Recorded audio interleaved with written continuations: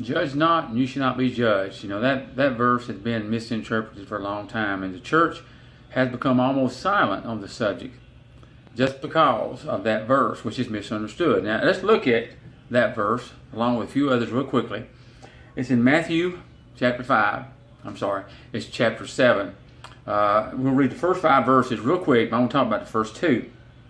It says, Judge not, and you shall not be judged. For with what judgment you judge, you shall be judged. And with what measure you measure, it shall be measured to you again. And why beholdest thou the mote that is in your brother's eye, but considerest not the beam which is in your own eye? Or how will you say to your brother, Let me pull out the mote out of your eye, and behold, there's a beam like in my eye?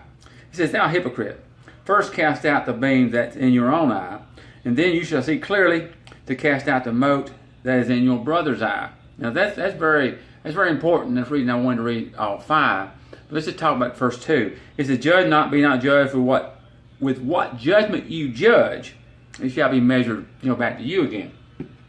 That's important what that's saying.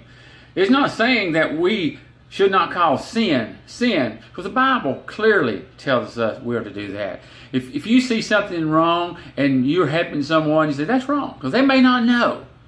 But the problem here, it said in this verse, if there's something worse in my life, I need to clean that out first. If I know the scripture and I know there's something in my life and I'm just letting it stay there, but I'm going to try to correct you. This is what the Pharisees would typically do. The Pharisees, they thought they were above everybody else, and they really never even considered their own life. At one point, Jesus said, you lay all these burdens upon people, but you won't even lift one, you won't even tackle one of them with your little finger. And as in Romans chapter 2, which precedes chapter 1, which does deal heavily with homosexuality, Paul says you who are judging another, says you're also guilty. But he explains why. He said, because you're doing the same things. He was talking to particular people who walk in sin, open sin, and then want to try to say to someone else, well, you should not do that. First, clean up your own life.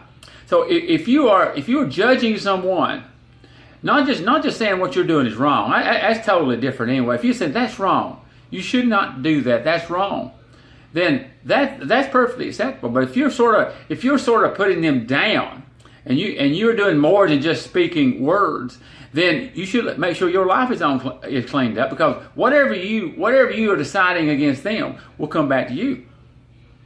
Now, some people might say, I won't judge, I won't even say anything, because that's not for me to do. And if you looked at that verse in that way, you said, well, I'm not going to say anything bad about what they're doing, and then I won't receive judgment for what I'm doing. You think that's true?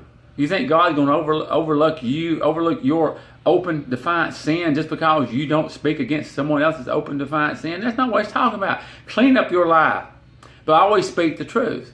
Clean up your life and speak the truth. We're not to be silent.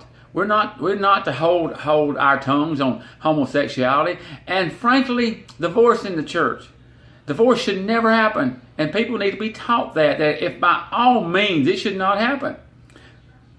You never hear a word about that. I spoke about that a while back. You never hear a word about that. Or sex amongst young people. I've not heard that addressed, and I couldn't tell you when. But they need to hear that from the pulpit, because they're not going to get it from their friends. They're not going to get it from school. They're not going to get it from any of that type of thing. So we are to make right judgments, but our life needs to be right.